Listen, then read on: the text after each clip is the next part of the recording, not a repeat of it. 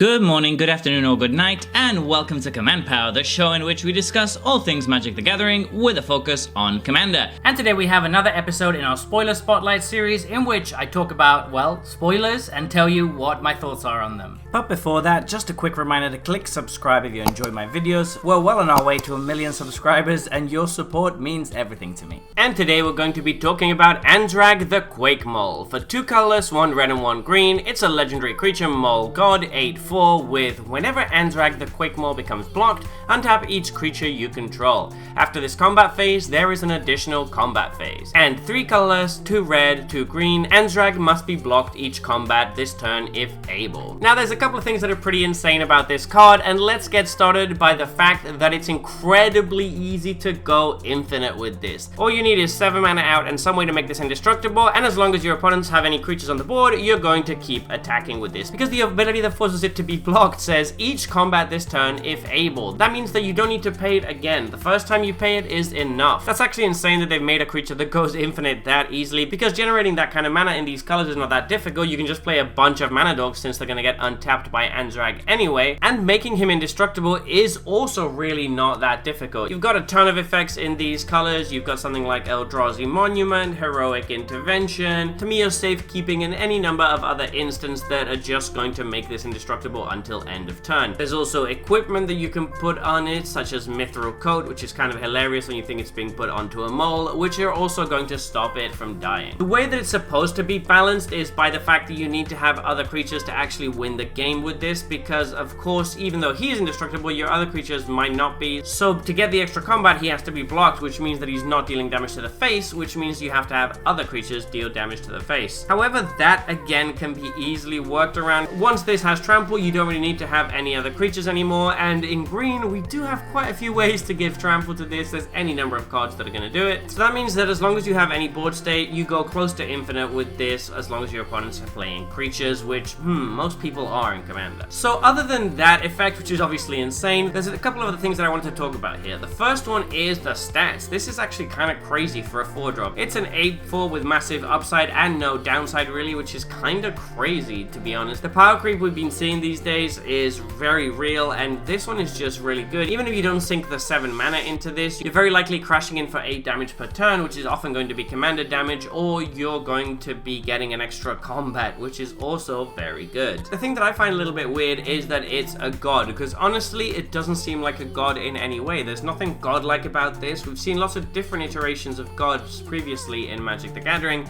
including one god from Ravnica, and that god, which was Ilhag the Razeball, placed itself third from the top when it died to symbolize its godhood and the fact that it couldn't die that easily. The gods from Theros, of course, have indestructible and the devotion mechanic, which makes them feel like gods. The gods of Ixalan flip into lands, which is their way of symbolizing that they are eternal, and the gods of Amonkhet either return themselves to hand or put themselves third from the top. So it's weird to see no kind of protection or recursion mechanic on this to symbolize that it's a god. It's just a big beefy creature, which is fair enough. I guess the other abilities are insane enough that they couldn't really give this any sort of protection. But anyway, this is a really exciting card from the set. It's going to be very chase. I do feel though that it's a little bit too easy to go infinite or close to it with this. So I don't know how well this is going to play out in Commander, or how fun it's going to be to play against when you're just having infinite combat steps on turn 5 or 6 or whatever. So there you have it. Those have been my thoughts on this new spoiler. What do you think about this card? Please let me know in the comment section below. I read all comments and respond to all of them too. And if you enjoyed this video, don't forget to click like or subscribe. It really helps the channel. And until next time, take care.